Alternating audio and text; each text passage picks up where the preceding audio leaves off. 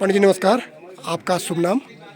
मैं त्रिलोचन प्रसाद भट्ट हूँ। जी, इस मंदिर जो तुंगेश्वर महादेव मंदिर है, इसकी पौराणिकता, विशेषता क्या स्पेशल है? इसके बारे में जितना भी आपको जानकारी है, ज्ञान प्रदान आपको हो रखा है, वो हमें हमारे भक्तों को देने का कष्ट करें। जी जी बिल्कुल। यह मंदिर भगवान श्री तुंगेश्वर नाम से प्रचलित है और भगवान तुंगनाथ जी का जो दूसरा नाम है वो फल्लेश्वर महादेव है। उसकी भी अपनी अपनी मान्यता है। जैसा कि ऐसा सुनने में आता है, जैसे हमारे बुजुर्गों से हमें प्राप्त हुआ है, कहा जाता है कि भगवान तुंगेश्वर महादेव जैसे 5 बद्री हैं, वैसे पंच केदार हैं, वैसे पंच तुंगनाथों में से एक तुंगनाथ है। अच्छा, तुंगनाथ भी 5 है? हाँ, तुंगनाथ भी 5 हैं। जी, वैसे ये पंच तुंगनाथों में से तुंगनाथ आते हैं, जी, जिनका दूसरा नाम फल्लेश्वर महादेव है। फलेश्वर महादेव। ऐसी मान्यता है कि जो श्रद्धालु बद्री और केदार नहीं जा सकता है, वो यहाँ पर आकर के भगवान तुंगेश्वर के रूप में केदार के दर्शन और भगवान लक्ष्मी और नारायण के रूप में भगवान बद्री विशाल के दर्शन यहाँ पे प्राप्त करता है, जो कि विगत कई वर्षों से चला आ रहा है। यहाँ पर जो भगवान की नित्य पूजा में जो सेवा देते हैं वो हम बड़ लोग हैं। यहाँ पे भगवान की 4 पहर की पूजा होती है। 4 पैर की। जी। और भगवान का सुबह जैसे श्रृंगार इत्यादि हो गया, दिन में जो है भगवान की भोग की आरती हो गई, उसके बाद जो भगवान की जो है महाआरती होती है, शाम को फिर आरती के रूप दर्शन सभी श्रद्धालु लोग करते हैं। कहा जाता है कि जो ये मंदिर है ये शंकराचार्यकालीन एवं पांडवकालीन भी यह मंदिर, ऐसी मान्यता है यहाँ पे।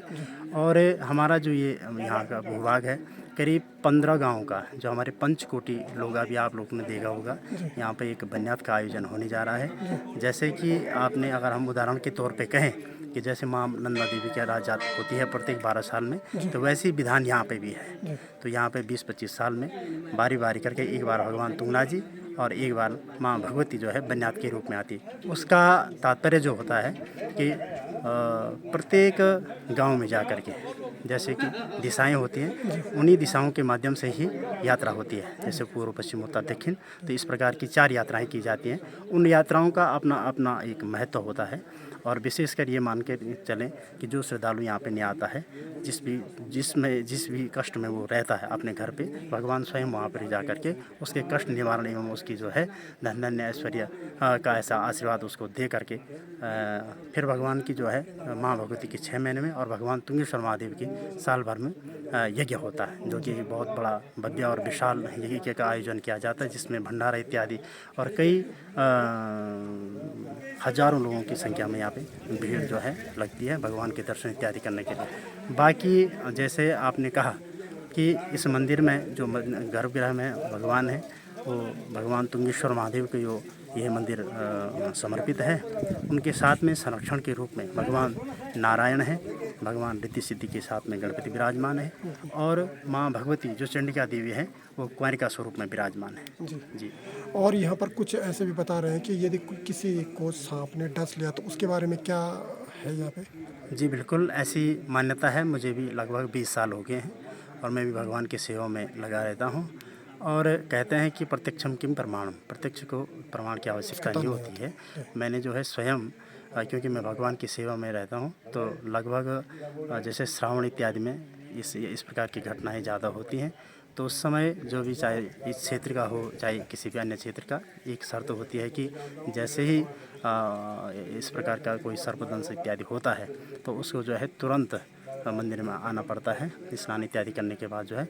और क्षणिक मात्र की जो पूजा होती है वो हमारे हाथों द्वारा होती है, मात्र क्षणिक मात्र की। तो उसके बाद वो बिना मेडिसिन के कल जो है अपने घर को लौटता है। बिल्कुल सही हो जाता है। बिल्कुल सही हो जाता है। दूसरा, एक दूसरी मान्यता है कि भगवान तुंगेश्वर महादेव का, मैंने अभी कहा था आपको कि फल्लेश्वर महादेव करके नाम भी है यहाँ पे। उसका तात्पर्य यह है कि जो भी श्रद्धालु जिस भी कामना से यहाँ पे आता है उसकी वह कामना अवश्य पूर्ण होती है, विशेषकर पुत्र कामना इत्यादि। और इस गांव का नाम जो फल्लासी पड़ा है वो भगवान के ही नाम से है, प्रतुंगेश्वर महादेव की जय। और यहाँ पर ना पंडित जी, ये जो यहाँ पे ये दिखाई दे रहे हैं इस तरह से, ये क्या चीज़ है? ये आगे की तरफ जो है ये जी, जो ये आगे आप देख रहे होंगे, यहाँ पे मेरे बगल में ये छोटे छोटे जो 2 मंदिर हैं, ये भगवान भूतनाथ और भगवान क्षेत्रपाल के मंदिर। अच्छा, क्षेत्रपाल जी वो है। जी जी। और जो यहाँ पे ये भगवान, ये भी भगवान क्षेत्रपाल और भगवान भूतनाथ का मंदिर है। ये थान मान के चल सकते हैं आप, ये भगवान शिव जी का त्रिशूल है। जी। जी।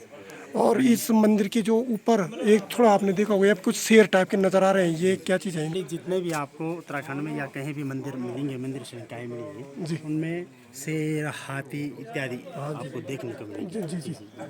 तो इस मंदिर में आने वाले भक्तों के लिए आप क्या मैसेज देना चाहेंगे? मैं यही कहना चाहूँगा कि जो भी श्रद्धालु अगर किसी कामना के साथ यहाँ पे आता है, ज़रूर आइए, परंतु एक श्रद्धालु बन के आए, एक भक्त बन के आए, पर्यटक बन के ना आए। बहुत बहुत पर्यटन धन्यवाद। जी, धन्यवाद।